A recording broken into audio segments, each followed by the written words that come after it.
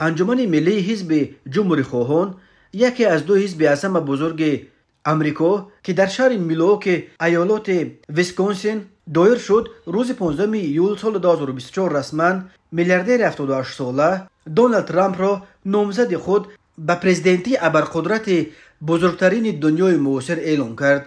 انتخابات پرزیدنت امریکا ماه نوامبر سال 2024 برگزار می شود.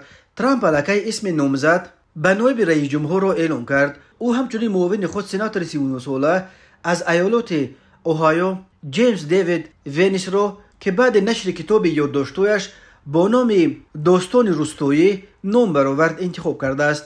جالب آن است که سال 2016 در نخستین کارزار ترامپ برای پرزیدنتی وینس از مخالفان سرسخت نامزدی او بود و ترامپ را حتی هیتلر امریکایی نام برده بود، اما بعداً وینس به یکی از طرفداران ترامپ تبدیل شد. وینس مثل ترامپ مخالف کمک حربی به اوکراین و طرفدار به حل مشکلات خودش مشغول شدن امریکا است و او را از حالا نامزد اساسی جمهوری خواهان به پرزیدنتی امریکا در انتخابات آینده که سال 2028 دایر می شود نام میبرند. حضور ترامپ در انجمن جمهوری خواهان در میلواکی نخستین ظهور او در محضر عام در پی سوءقصد مسلحانه به جانش بود که روز 13 ایول در شهر باتلر ایالت پنسیلوانیا صورت گرفت و یک کشته و 2 زخمی به جا گذاشت.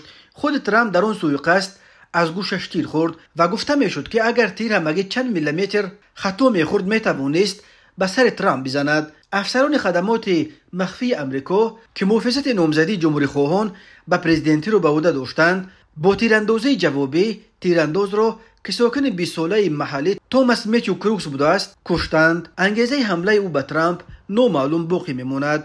ترامپ روز 15 ایول در انجمن جمهوری خواهان با گوش زخمی داگپیچ ظاهر شد و دستش را مثل روز سوءقصد مشت کرده به هوا برداشت. انتخاب جیمز وینس باعث نامزد به نایب ترامپ را به کوشش به طرف خود گراییدن کارگران سفیدپوست ربط میدهند که سال 2016 به ترامپ آواز کم دادند.